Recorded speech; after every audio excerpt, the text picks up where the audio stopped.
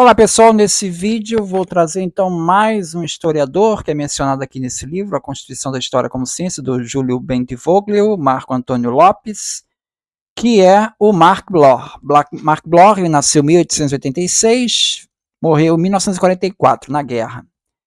E esse texto ele é assinado pelo próprio Júlio Bentivoglio. Ele é o capítulo mais extenso do livro, são quase 50 páginas, e que ele vai se dedicar bastante. O Marc Bloch ele vai ter uma abordagem de ciência que vai ser muito parecida, de história, né, que vai ser muito parecida com a do Lucien Febvre, que eu já fiz um vídeo antes. Né. Do Marc Bloch, eu tenho aqui a Sociedade Feudal, do Marc Bloch, e tem também Introdução à História. Desse Introdução à História eu cheguei a fazer um vídeo. Esse livro é bastante usado por alunos de História. Né. Então, o Marc Bloch ele é um dos fundadores, assim como Lucien Febvre, né, da Escola dos Análises. Ele defendia uma visão inovadora da história, baseada na interdisciplinaridade e na análise dos processos sociais de longa duração. Então, o conceito de história é essencialmente problemático. Né? A história é problema, né? Ela parte de um problema e busca compreender o passado por meio das questões bem formuladas e da investigação das estruturas sociais. Um livro que marcou a obra do Marc Bloch foi Os Reis Taumaturgos. Ele publicou em 1924.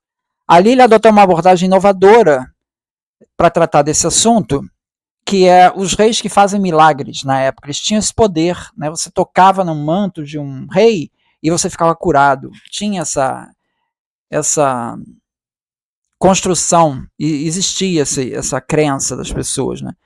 Então, é um poder de cura dos reis franceses e ingleses. Essa perspectiva do Marc Bloch, contando a história a partir dessa construção, ela vai romper com a historiografia tradicional da época. Então, ele vai trabalhar com o conceito de história das mentalidades, ou seja, Bloch antecipa o conceito da história das mentalidades ao investigar as crenças populares e a psicologia coletiva medieval, tratando dos ritos de cura real como um fenômeno cultural e social, não apenas religioso ou político. Então percebe como é que a história é contada não a partir dos grandes nomes e personagens da história, mas a partir de uma mentalidade da época, de uma psicologia coletiva medieval.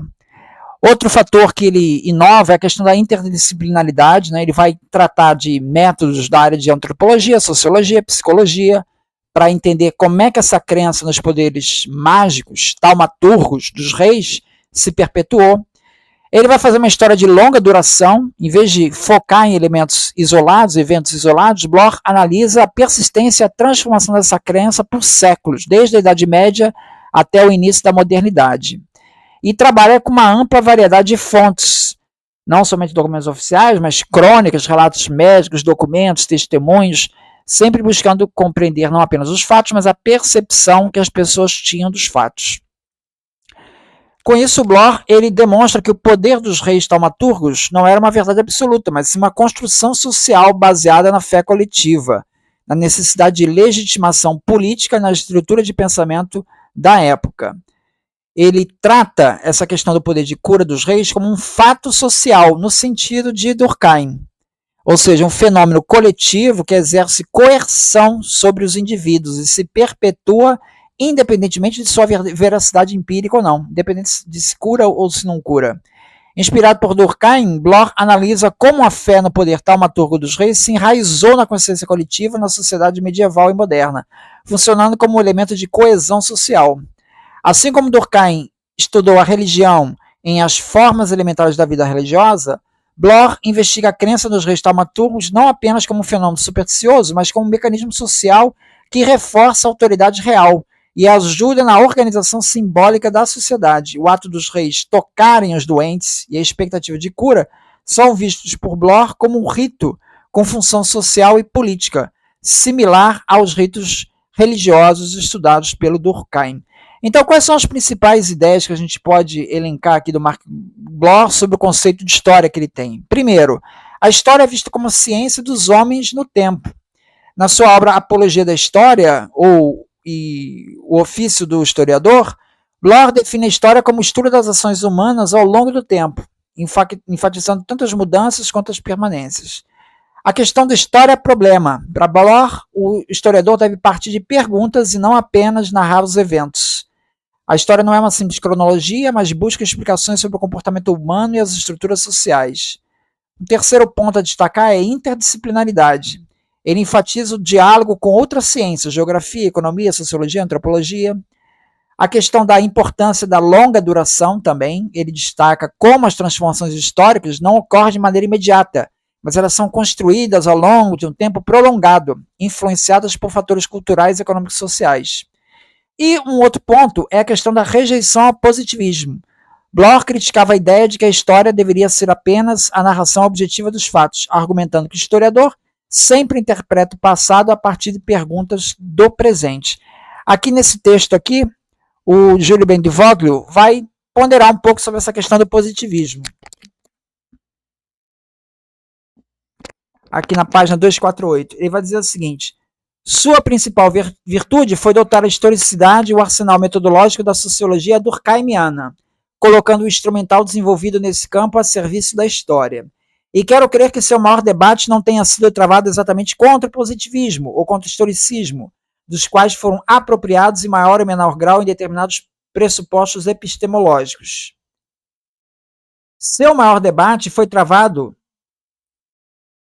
contra estudos históricos tradicionais incapazes de produzir o diálogo com a historiografia europeia existente ou de indicar novos caminhos de investigação, mais interdisciplinares, mais afinados com as possibilidades técnicas e intelectuais e que respondessem às inquietações de seu tempo. Nesse sentido, Bloch, ao lado de Lucien Febvre, colocaram Paris no centro do universo historiográfico no século XX. Então a discussão dele é um pouco mais ampla do que simplesmente rebater ao positivismo, né? Na posição do Bentivoglio. Então, conclusão, para o Marc Bloch, a história não é apenas um relato do passado, mas um campo de investigação baseado em perguntas. Ele acreditava que o historiador deve buscar compreender os fenômenos sociais de uma maneira crítica, analisando suas causas e efeitos ao longo do tempo. Um outro ponto aqui que eu destacarei aqui no texto aqui é a questão da morte do Bloch, né? Fala aqui na página 236. A intensificação das perseguições, ele participou da resistência francesa contra os alemães e, aos 56 anos, ingressou na resistência francesa entre o fim de 42 e o início de 43, com a qual ele havia tido contatos em Montpellier. Adotou o codinome de Nardone e passou a colaborar com Le Franc-Tireur, jornal de combate aos nazistas. Na Páscoa de 1943, encontrou-se pela última vez com o amigo Lucien Lefebvre, em Le Sujet. Esteve mais 6 vezes em Paris para se encontrar com a esposa e filhos. Capturado na ponte de Boucle, em Lyon, no dia 9 de março de 1944, foi preso e submetido a 2 sessões de tortura. Depois disso, ficou quase um mês na enfermaria devido à pneumonia. Recuperado, sofreu mais 2 interrogatórios e novamente foi torturado. Transferido para uma nova cela em 16 de junho de 1944, por volta das 9 horas. Ele e mais 28 presos foram conduzidos a um caminhão e de 4 em 4 foram obrigados a descer da viatura, recebendo rajadas de metralhadora e depois tiros na cabeça ou na nuca.